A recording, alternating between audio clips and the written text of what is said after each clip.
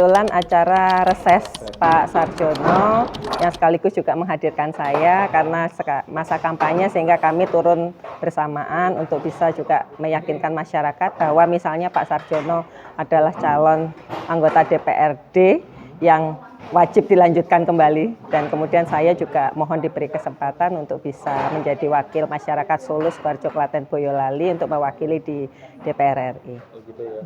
Untuk saat ini Mbak Dina juga sebagai apa Mbak mungkin?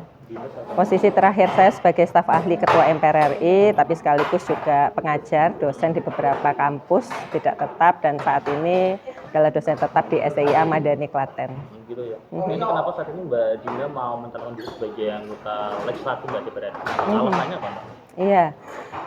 Bangsa ini memiliki persoalan yang sangat besar dan sangat banyak, sangat kompleks, dan yang paling krusial menurut kami, menurut saya dan juga berbagai data dan riset yang menunjukkan bahwa misalnya yang ditunjukkan oleh WHO, kita menghadapi ancaman krisis pangan yang serius dan juga berbagai hal yang menyangkut ketersediaan pangan kita. Karenanya sebagai alumni pertanian dan pemerhati di bidang pertanian, saya sangat berkonsentrasi penuh untuk ikut mengawal dan memastikan bahwa kebijakan pertanian kita berpihak kepada masyarakat luas dan menjadi daya gentar yang besar untuk bangsa ini. Gitu ya, mungkin apa kendala pertanian saat ini Mbak? Mungkin banyak sekali Mas persoalan, mulai dari ketersediaan sarana prasarana, kemudian juga ketimpangan berbagai hal menyangkut teknis, mekanisasi dan lain-lain, dan yang paling fatal adalah regenerasi yang tidak berjalan.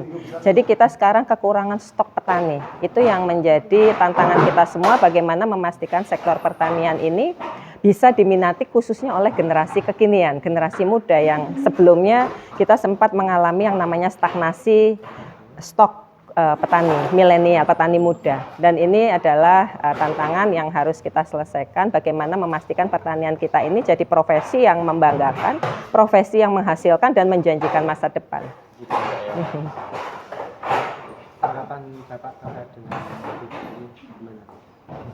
Ya, alhamdulillah saya sengaja menghadirkan Mbak Dina karena selain memang untuk caleg DPR RI yang menurut saya wajib jadi, juga Dina ini punya background pertanian. Di sisi lain, masyarakat di sini itu kan mayoritas petani dan sudah termasuk petani andalan, sehingga kalau Mbak Dina nanti insya Allah terpilih di sana, bisa memberikan khususnya pertanian. Kemudian tadi banyak pertanyaan masalah pupuk, nah ini yang harus kita berhati. Beliau ini luar biasa, salah satu sosok anggota dewan yang harusnya menginspirasi dewan-dewan yang lain dan calon-calon anggota dewan. Karena satu yang saya lihat, bukan hanya beliau memiliki kualitas kompetensi yang memang memadai, tapi lebih dari itu membuka ruang yang besar untuk masyarakat bisa menyampaikan aspirasi. Saya lihat setiap saya ke sini gerbangnya selalu terbuka. Masyarakat yang mau datang menyampaikan apapun yang menjadi keluh kesahnya diterima beliau dengan baik dan mendapatkan solusi. Nah, itulah yang saya kira pentingnya wakil rakyat dimiliki oleh masyarakat kita, dan beliau mencontohkan bagaimana sejatinya wakil rakyat itu. Bahas seputar apa saja sih Pak Sarjono? Aspirasi, meminta aspirasi masyarakat, apa aja yang bisa kita ambil untuk kita bawa, nanti ada keluhan-keluhan yang bisa kita ambil. Oh gitu ya. Untuk Sukoharjo saat ini Pak, untuk dari segi potensi seberapa yang Pak Sarjono lihat Pak? Untuk masalah potensi ya, mungkin pertanian gitu ya. Potensi pertanian sekarang cukup bagus. Pertanian juga UMKM ini sudah mulai ini. Sebenarnya Sukoharjo ini sangat potensi, tinggal mengemas. Saya berharap Sukoharjo itu mengurangi intrik politik. Bagaimana memajukan masyarakat Sukoharjo ini sangat potensi.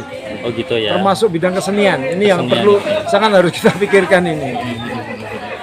Terus untuk tahun-tahun politik ini gimana sih Pak untuk menjaga kestabilan supaya tidak ada keras di masyarakat ya Pak ya? Stabilannya ya pertama, ini saya untuk masa kampanye ini lebih banyak indoor, jadi tidak melibatkan keluar, sehingga kita dengan partai-partai lain saya berharap sejuk-sejuk lah, rukun lah, nggak ada masalah apa-apa. Siapapun yang menang itu wakil rakyat, presidennya siapapun yang menang itu presiden kita. Oh gitu ya, siap.